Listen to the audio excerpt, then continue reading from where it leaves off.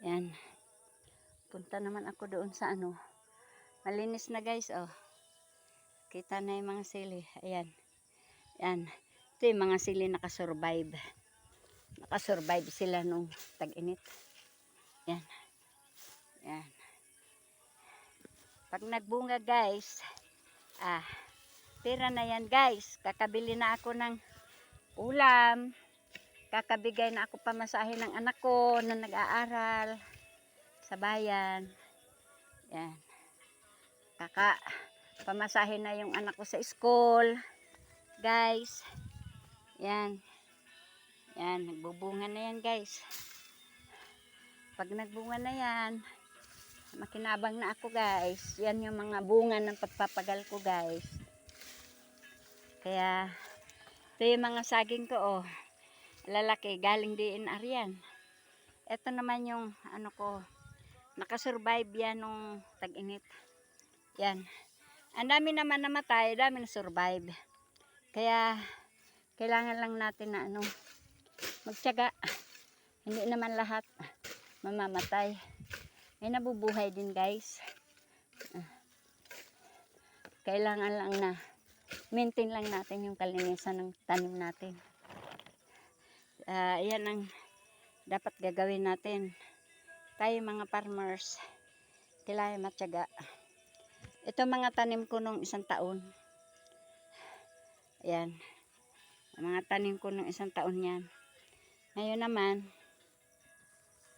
iba na naman tinatanim ko. Nagpunla ako ng mga kawayan. Kawayan naman yung pinunla ko kasi kuan yun eh. Malalaki ang labong. Pag naglabong na yun guys, isang puno lang na, isang labong lang guys, isang gulayan na yan, isang pamilya ng kakain. Isang pamilya na makakain. Guys, pagka nagkuan na yung labong.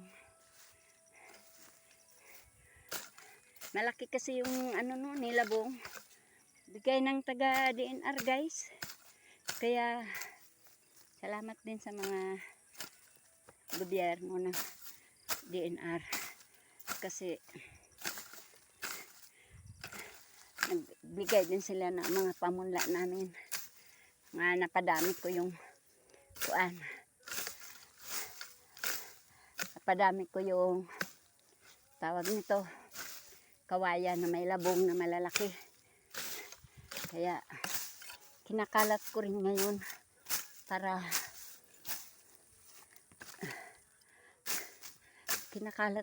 dumami.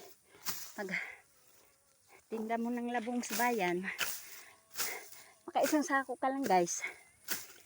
Meron ka ng pagkain, may ulam ka na. Kabili ka ng ulam. Kakatikim ka din ng karne, baboy, o baka. Makakabili ka rin pag may isang sako kang labong.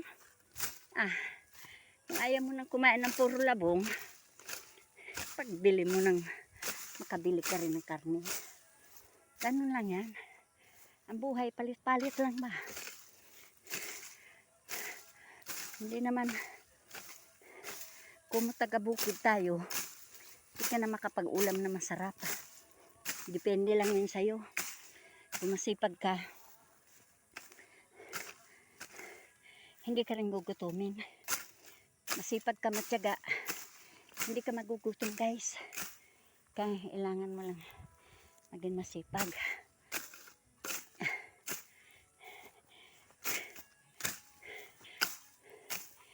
Katulad nito, natapos ko na linisin yung palibot ng bahay. Ang palibot ng kapilya. Yan guys. Kapoy guys. Pahinga muna tayo guys. Ayan. Maghahasa pa ako. Hasaan ko kay mapurol na. Ayan. Sige, hanggang dyan na muna guys. Mamaya naman guys ha. Pinakita ko lang sa inyo kung paano tumubo yung halaman na pinangangalagaan. Nililinisan. Mabilis lumaki guys. Pagka linilinisan mo. Saka madali din magbunga. O sige guys. Salamat guys Salamat. Ha.